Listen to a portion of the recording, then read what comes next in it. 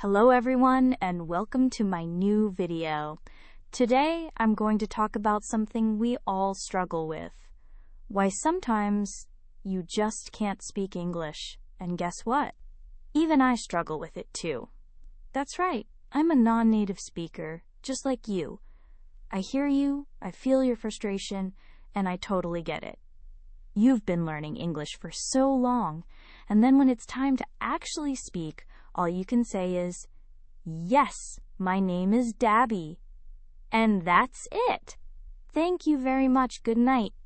So let's dive in and explore why this happens. What are the reasons behind this challenge? First of all, English is a complex language. We've got to admit that. My native language is Russian, and it's completely different from English. Russian is a Slavic language, while English is a Latin-based language, and that alone causes a lot of issues. Even if your native language is something closer to English, like Spanish, it's still hard because English grammar can be really complicated. There are so many words in English that don't have a direct translation to your native language. And let's not forget about homophones, words that sound the same but have different meanings. Just the other day, I saw this sentence. I ate 8 eggs for breakfast. I was like, wait, 8 and 8? What is going on here? They sound exactly the same but mean completely different things. And then there's the grammar.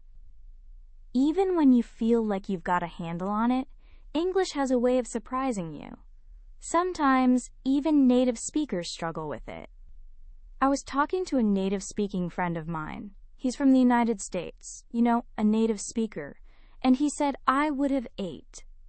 And I was like, you mean you would have eaten, right? And he was like, yeah, I would have ate. And I'm thinking, dude, that's wrong according to English grammar.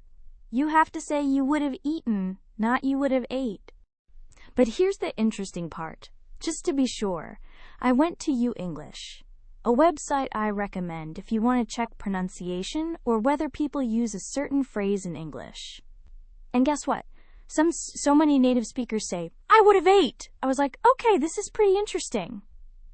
You hear things like, if you would have just ate the chocolate brownie and savored it. And while a lot of people do say it, it still doesn't make it right. According to proper English grammar, it's correct to say, I would have eaten. So if you're preparing for exams or tests, you need to know that saying I would have ate is still considered a mistake, even though it's super common. Now here's why I mention this. When you're interacting with native speakers and you notice they make a mistake, it's totally fine. Don't worry about it. Native speakers make mistakes. You make mistakes. The key thing is connection. You want to be able to share your ideas, thoughts, and emotions, and most people won't care about the mistakes you make as long as they understand you. So basically, I want you guys to feel okay about making mistakes. It's fine, don't stress about it too much. And this brings us to the second reason why people struggle to speak English: fear. A lot of English learners feel judged. They think everyone's sitting there, silently keeping track of their mistakes. But that's just not how it works. This feeling of being judged often leads to anxiety and self-consciousness, and I don't want you to feel that way. Now, I know you're excited to hear about another common mistake people make. This one has to do with comparative adjectives. For example, when you say, living in this city is safer than living in that city, you're comparing the two cities, so you say safer. But many native speakers say, more safer, which is actually wrong. You can say much safer or a bit safer, but you can't say more safer. Again, if you check U-English, you'll find a lot of people saying it, but that doesn't make it right. So my main message here is, don't be afraid to make mistakes in English. It shouldn't stop you from doing what you want. If you're applying for a job in English, don't be ashamed of making mistakes. It's totally fine. Let me tell you another story. A couple of days ago, I was talking to representatives from TikTok, and many of them were non-native speakers working in the US.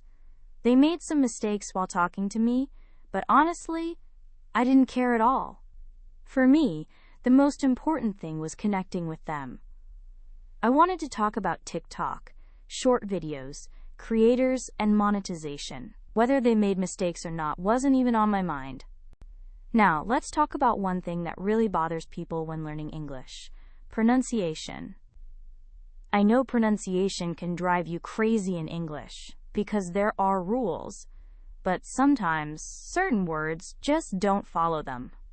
There are even words with silent letters, and you're left wondering, why is that letter even there? For example, I have a very important question to ask you. Why do we say bread, but steel, and then steak? All of these words have the same two vowels, E-A, yet the pronunciation is completely different in each one. Why is that? It seems like every time we see that letter combination, it's pronounced differently. And of course, let's not forget our favorite silent letters. Like, why do we say island and not Iceland or Eastland? And why do we say castle and not Castleia? What's up with that, right? I totally get it. Pronunciation in English can be really confusing. The only way to learn the correct pronunciation is to check how native speakers say certain words. But even then, it depends on their accent. Where they're from can affect how they pronounce things.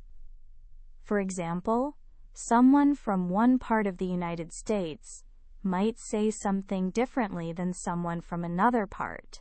Now let's move on to another important factor: cultural differences.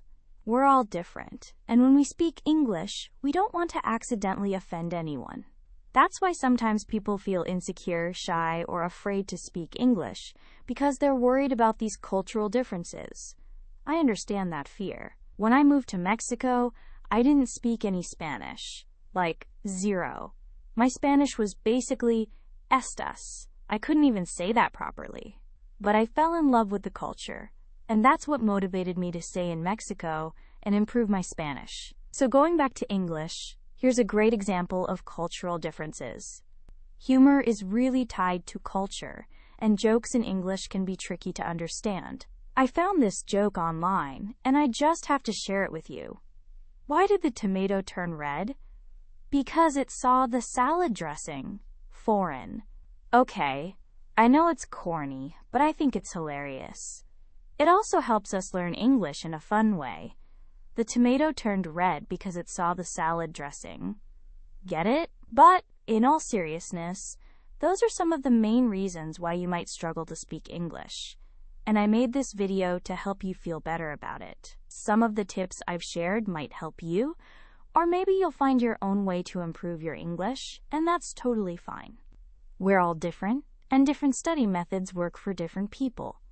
But in the end, we all face similar challenges, and that's why I made this video. Thank you so much for watching. As always, if you enjoyed this video, make sure to give it a thumbs up and subscribe to my channel. I'll see you in the next video.